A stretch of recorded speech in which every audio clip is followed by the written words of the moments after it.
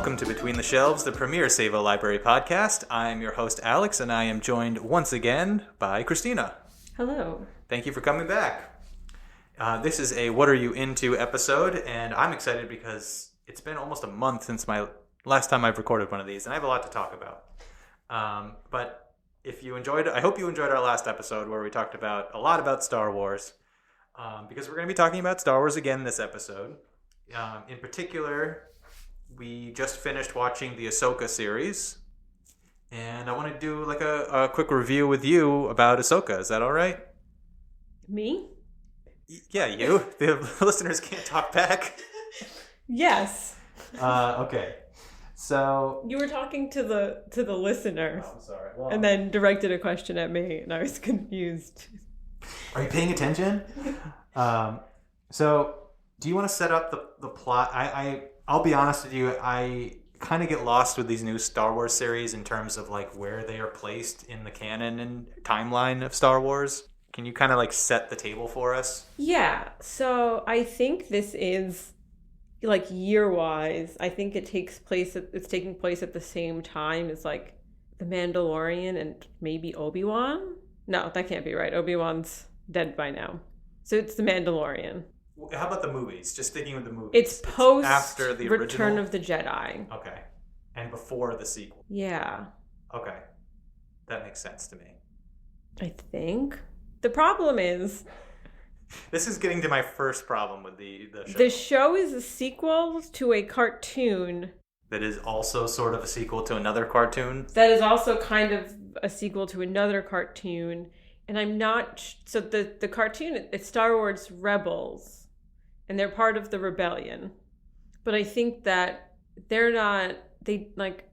There are some interactions with, like, Vader and stuff. But they have a different enemy. Yeah, it's sort of like happening tangentially to the movies. But it is all still canon in the Star Wars universe. Like, Disney considers all of those cartoons canon.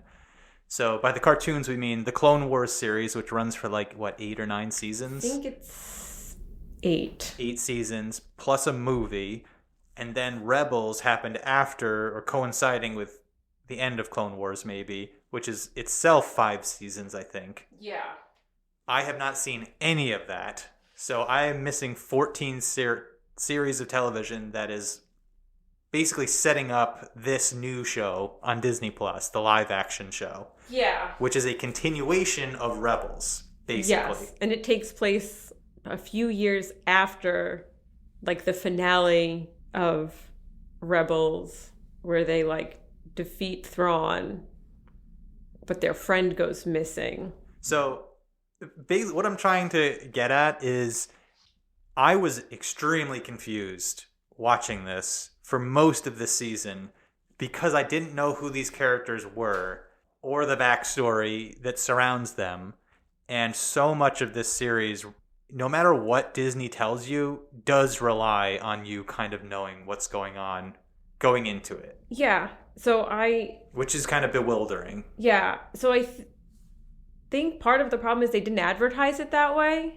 Yeah, they're kind of advertising it as like, this is the Jedi Mandalorian new show on Disney Plus. But it's not. It's a live action continuation of a series that's been ongoing for over a decade. Yeah, which I don't mind that it's structured that way. Like, I do like that they're starting to do, like, more specific Star Wars things, because maybe one day I'll get that Galactic Senate C-SPAN show.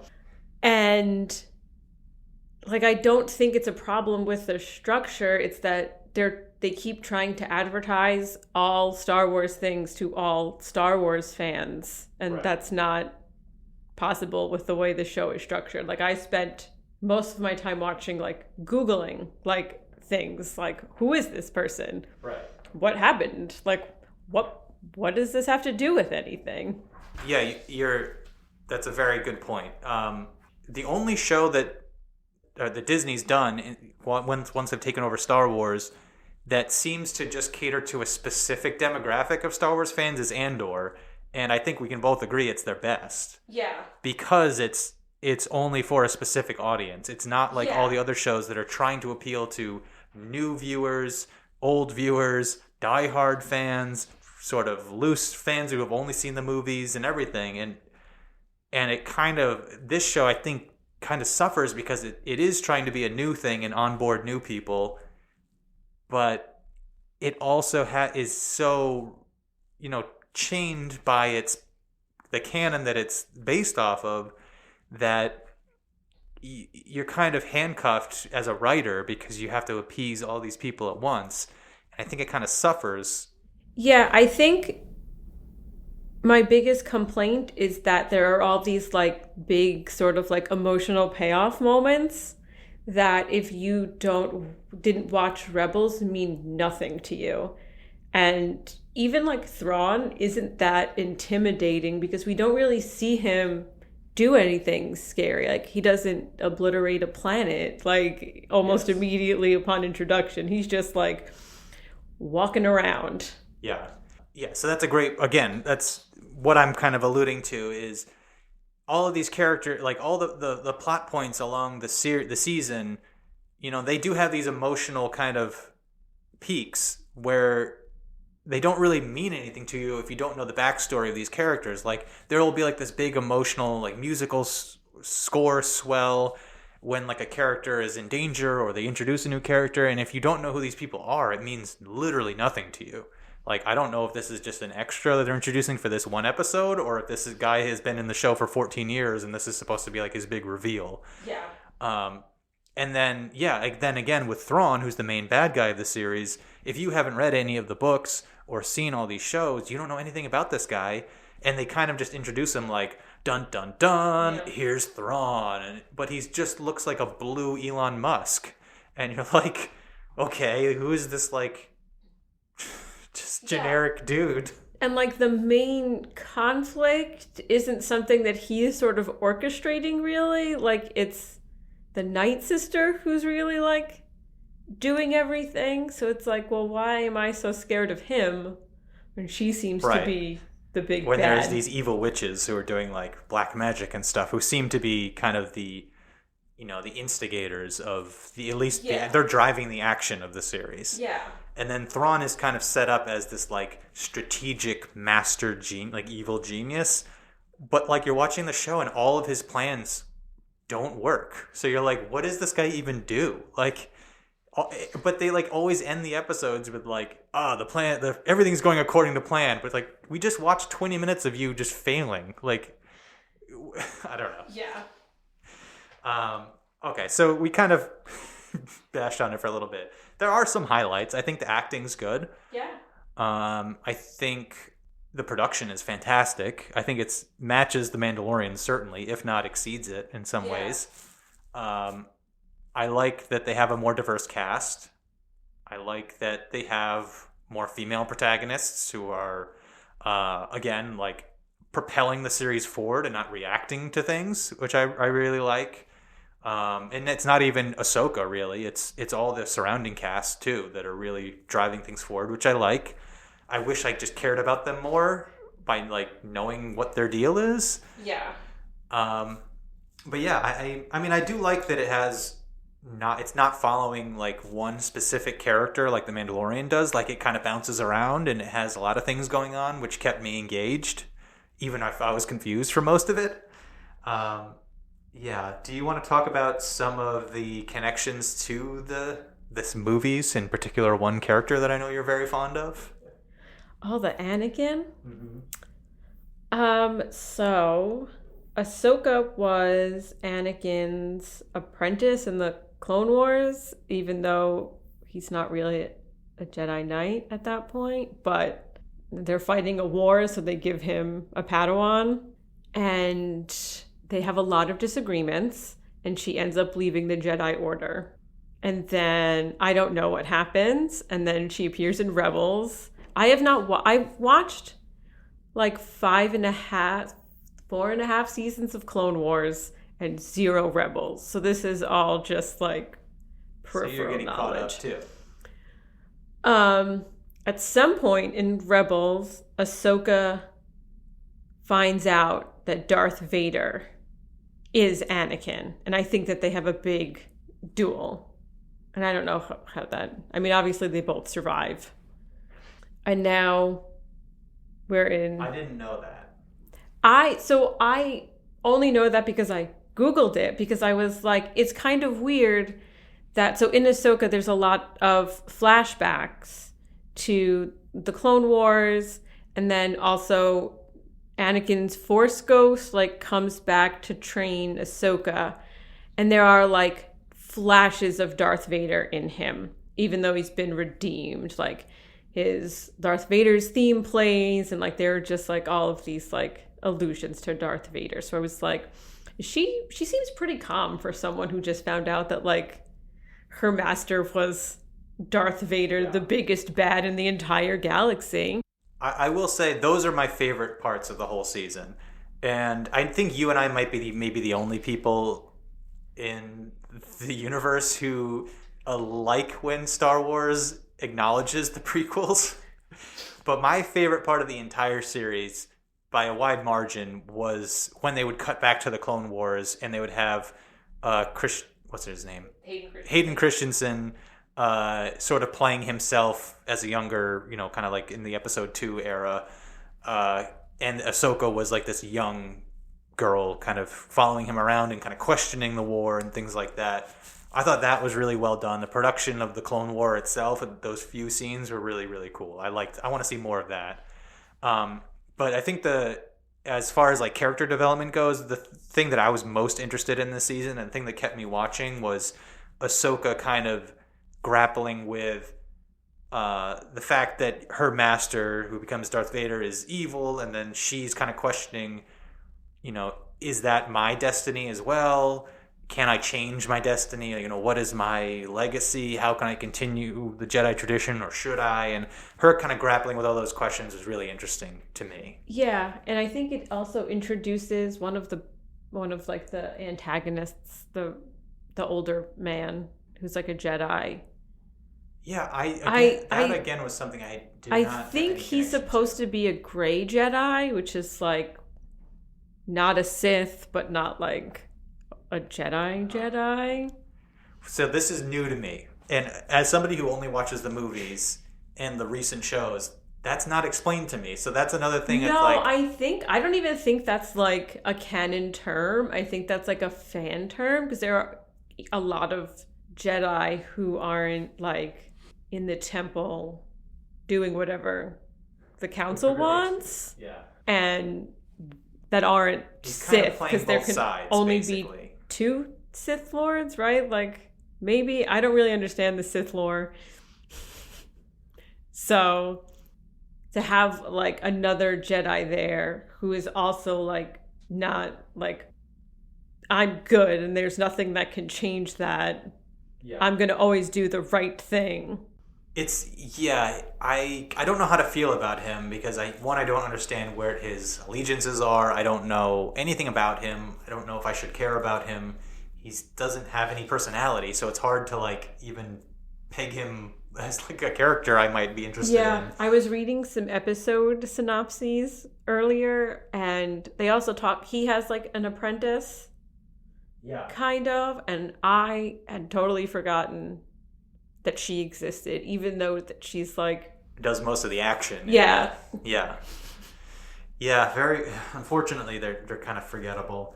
And you were mentioning how like you don't understand really the Sith lore. It's interesting, like I don't know if Disney does either, or if they're kind of rewriting it right now, because the whole like the sis, what are they called again? The Dark Sisters, or the Night Sisters. The Night Sisters. That is all new to me. I know they are mentioned in one of the video games, but even that's not really explained, doesn't go into it in too much depth. So yeah, it's interesting. Like, I don't know if Disney knows I'm sure they have a plan, but I don't really understand what's going on. And I was talking to my friends. We have a Star Wars Discord where we're only allowed to talk about Star Wars. And I was like, do they have like a continuity person? Like, Brandon Sanderson, the author, has someone who goes through his books specifically to make sure that his lore matches up. Mm-hmm. It's like, I don't think that Disney has that. The Night Sisters are also they have a big storyline in Clone Wars where they like help train Darth Maul's brother, whose name is Savage Opress. Opress? Nice. I love the Star Wars naming conventions. Yeah. And it's Savage. Savage Opress. And like try to help him become Count Dooku's apprentice. Okay. Because the person who was Count Dooku's apprentice is a Night Sister from Dathomir, and she's failed him too many times, so he's mad. If you're listening to this right now and you're lost, you're not the only one. This is like my problem with Disney. It's like, why are you trying to fill in all the gaps of the canon? Like, if you want to truly like get new viewers, start fresh. Just tell a new story. You know, like. Yeah, as much as I love Anakin Skywalker, he doesn't need to be in everything. Like, there doesn't need to be a Skywalker connection in every single Star Wars property. Okay, we've been going on about Ahsoka for a little bit. I know we had some other things we want to talk about. Do you have any other notes about Ahsoka? Where would you rank this in our Star Wars ranking? I don't remember the categories. I don't even remember the categories either. I don't know. I would say if you like mid-chlorian. Yeah, if you like Mandalorian, I think this will suit you. If you can put it past that, you will be a little lost with the canon stuff and just kind of trust that Disney will fill in the gaps for you in season 2 of Ahsoka, I think it's definitely worth a watch. If you're like a diehard, like original trilogy is the best, you're probably gonna hate this. But yeah, that was kind of where I landed on it too. Mid to not so hot on it. Okay, I think that's going to do it for our review of Ahsoka. We're going to take a quick break right now, and when we come back, we're going to be changing gears and talking about some other things we're into right now. Okay, and we are back. So let's put Ahsoka aside for a minute, and we'll talk about some of the other things we're into. So I'm going to start, if that's okay with you. So we're recording this well after Halloween, but I haven't recorded a What Are You Into since well before Halloween. So I just want to mention some of the spookier things that I was into during then. So there is a Japanese manga graphic novel artist by the name of Junji Ito. He's sort of the Edgar Allan Poe / H.P. Lovecraft of Japan. He's very famous. Maybe like a Stephen King would be a better analogy. He's very famous for kind of inventing or pioneering a new genre of horror, basically. So I've always been aware of him. I've seen his influence in a lot of shows and other comic books and things I'm interested in, but I've never actually read any of his work. So in October, I read 2 of his books, both of which are available at Save a Library. One is called Deserter, which is actually a series of short stories. They range in quality. Some are genuinely creepy, like very disturbing. Some are duds, but overall the artistry is fantastic. He's a brilliant artist. Every frame is composed in a very fluid way where it's almost like you're watching a show. Like he frames the action very well, where it flows very nicely. It's very approachable. And it's there if you like kind of short horror stories, ghost stories in particular, haunting kind of stuff. This is a very unique style of it. It's very unlike kind of American Western ghost stories. They're very, very Japanese inspired. So it's very, very unique. I really like them. The art style is great. So that's called Deserter, which is again, short stories. Now, the other book I read is called Remina. Oh, I read that one too. I had to I was on an ALA committee to find the best graphic novels of a particular year. That was a nominee. Okay. I'm not sure when it came out, so I guess it's more recent. I think it had a more recent, at least, translation. Okay. So this is a full-length graphic novel. It's basically the story of it's sort of like a dystopian story where there is a planet that appears out of nowhere and it's hurtling towards Earth, and it causes absolute chaos in the world. Everyone starts freaking out. scientists are saying it's going to collide with Earth and Earth is going to be destroyed. You're getting hints that the planet is sort of like swallowing up other planets as it's making its way to Earth. So there's that kind of like cosmic horror thing happening. And then basically the planet arrives, stops kind of where our moon is, and weird things start to happen on Earth. I don't want to get too much into it, like spoiler wise, but it's a very cool, like apocalyptic sort of version of horror, where it's sort of about following this small group of people trying to survive like this end of the world chaos that's happening where all of society is breaking down. And again, I don't want to spoil anything, but basically like there's mobs of people after one of the characters in this group for reasons. So it's a really interesting story. It's really, really dark, but it's more sci-fi dark than kind of his short stories, which are sort of, kind of more like Edgar Allan Poe kind of style.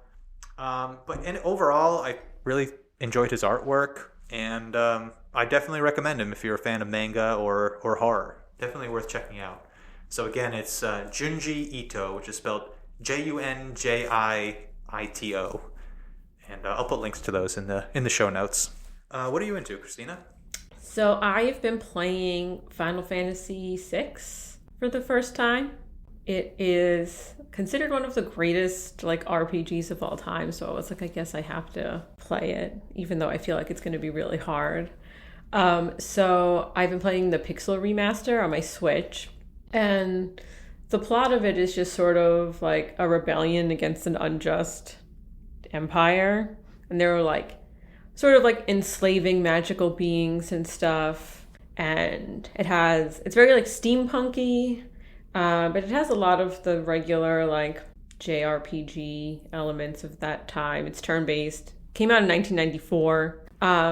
It's famous because you get to suplex a train. Okay. In it, it's a ghost train. Oh, so it's an evil train. It's an evil train. Okay. It's trying to take you to the afterlife. So you have to suplex it to not go to the afterlife. And it's wild. It's a wild animation because the character does sort of physically pick up a whole train. Mm-hmm. Yeah, Final Fantasy is famous for having these very weird... Yeah, and sort of the main villain of the game is kind of a clown. Literally a literal clown. Like a literal clown. He is his face is painted white and red, and he has this very colorful outfit, and he's a general, but everybody else is in generic green and blue military clothes. They did add accessibility features for it. So I would hope so, from a game from 1994. Yeah. So you can adjust how you earn experience and money, and there are all kinds of things. You can turn random encounters on and off. And you could make those higher or lower. So you can actually make the game harder if you want. I don't know why you would want to do that, but I know some people do. And it's a couple of interesting things that I've never seen in an RPG, with their magic system, which I thought was cool. There's a character whose ability is to absorb the magic. And enemies' magic against you? Well, it could be your magic too. So she just absorbs whatever the next magical spell is. Uh-huh. And they force you to use that all the time in the game, but don't explain how to use it, which was great. Another Final Fantasy standard. So I've been mostly having fun with it. I am stuck at a very hard boss. So I don't know. Even with the accessibility features. So the previous boss had 6,000 HP, and I took him out with one suplex. And the next one has 24,000 HP and can do so much damage. So I've just been trying all different strategies to defeat him and have been unable to. Uh-oh. So we'll see. Are you at least able to backtrack and... Yeah, train and stuff, yeah. I'm about halfway through the game, so I'm sure there's about to be a spike. Yeah. And I do have random encounters turned off because I hate them. Yes, I do too. That's one of the quality of life things that that help tremendously in replaying these older games. Yeah. The random encounters really grind the game to a halt. And Final Fantasy is kind of famous for having these speed bumps along the way that... Yeah. Yeah, but I hope you can finish it. It's on my bucket list of games to play. I know it's Tim, our assistant director. It's his favorite Final Fantasy game in a series that has mega hits after mega hit. That's his favorite of all of them. So, on Switch, if you have the online subscription, you can see what your friends are playing. Yes. So I was on my Switch and I just pulled up the game and my phone starts ringing. And I'm like, well, who is calling me? It's like 10:30 p.m. And I'm like, oh, it's my friend Lauren. I hope everything's okay. Like, I hope this isn't like an emergency call. And she's just like, hey, how's Final Fantasy VI going for you? That's my favorite game. Have you suplexed the train yet? Oh my God. This game means a lot to a lot of people. Yeah, so I was like, I guess I made a good choice in starting to play it. So we'll see how it pans out. Yeah, I hope it plans out and I hope you take down that clown. I've been interested in the pixel remasters of these classic games. They're on my wish list on Steam, so if they ever go on sale, which they very rarely do, I'll probably pick it up myself. So cool, yeah. I'd like to hear more about it off air because this is a game I've always been interested in as well. Cool. I see you have a lot of tangential notes there. Is there anything else you want to add? Well, a lot of them. Well, this one is about... So there's one character from Final Fantasy VI that appears in Kingdom Hearts 2, Setzer. You have to defeat him in a struggle, which is a game. So is your goal to play every game that has any mention of Kingdom Hearts? Like you're just filling in your gaps of the Kingdom Hearts universe? Kind of, but not on purpose, I guess. I didn't even know. So when I started the game, I was like, oh, I want to play the Final Fantasy that has Kefka in it because I hear that he's a great villain and I love Final Fantasy villains. I have Sephiroth on my desk. So I was like, great, this is the one with Kefka. And then the train appears and I'm like, is this the game I suplexed the train in? And then I suplexed the train twice and I was like, oh my God, I didn't realize these were all the same game. I have to play this game. All right, I'm bumping it up my list. Okay, great. So Final Fantasy VI. Yes. And I hope a library has it available on Switch. Is it available as like a physical card or are they only download? They're only download. So they are available as a physical, but they were very limited. It's probably like $300 only to buy available now. Yeah. through like the Square Enix website. And yeah, so it was like... There are rumors that it's getting a greater release on a physical, but we'll see. Okay, well, I only have one more thing to talk about. It's another kind of spooky thing I was reading in October, and I know this is a book that I know you read as well, so hopefully you can join in with me here. The book is called Ghostland, An American History of Haunted Places by Colin Dickey. Do you remember reading this? Yes. I think you recommended it too. I talk about this book to people all the time. Okay, good. It's been in my thoughts ever since reading it too. This is something I'm very into. If you've listened to previous episodes, I talk about like pulp and ghost stories and stuff a lot. Actually, in this very episode, I talked about ghost stories. So it's a nonfiction book where Colin Dickey explores the folklore of ghosts specifically in America. And he kind of does a tour of the U.S., visiting like famous haunted places. He talks about the history of the place, sort of the myths surrounding the ghost stories. He dispels some of the myths that he can. But I think what the book is mostly focused on is the story of the people who believe the ghost stories and why they believe the ghost stories. And that's what I'm most interested in. I'm not so much interested in like the ghost story itself. I'm more interested in like why people believe in ghosts. Yeah. And this book really explores that concept more than I've ever seen in any other books. And if you have any other recommendations on this sort of subgenre, I'd be very interested in hearing it. But yeah, it's really interesting. You know, if you are interested on like kind of like the debunking ghost myth stuff, he does do some of that too.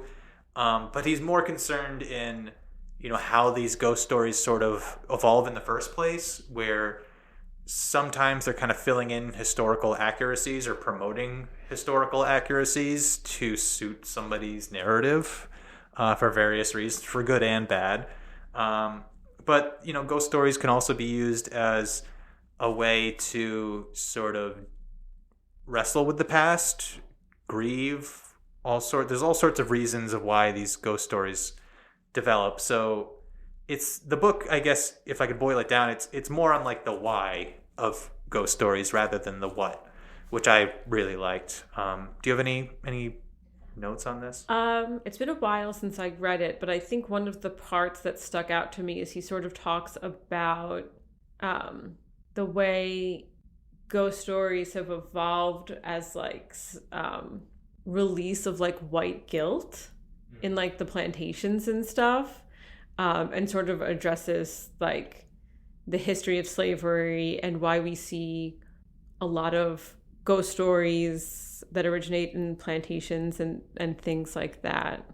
Yeah, it's a way of like keeping the history alive, but depending on who's telling the ghost story, Yeah. you can either change the story to make, sugarcoat things, or like shift the blame too, which is yeah, interesting. like I don't know if it was in that book, but I remember reading like about a ghost story about like a plantation home that had like I don't want to say like a nanny, like a maid who like died suddenly, and then the family died suddenly and was like murdered, and the family would always talk about how she was in the house with them, her spirit lived with them because she loved them so much. Right. But it was like, this is a woman who you literally enslaved. Right. I don't think if she's sticking around, it's because she loves you. Yeah, I read it over a month ago now, and you've read it even longer since, so I wish I remembered more of the particulars of the book, but I think if this is like something that you're even slightly interested in, there's a lot you can take away from it. Even if you're just interested in U.S. history, it offers that too. Yeah. It's not, like a paranormal kook going out and investigating ghosts. He's very much like debunking ghost hunters and things like that. He has another one about the cryptids too, or he does a similar thing. Yeah, I want to read that. And I actually discovered Colin Dickey because he had a book that also came out this year in 2023 called Under the Eye of Power, I believe. Yes. I don't know if I have talked about it on this podcast before.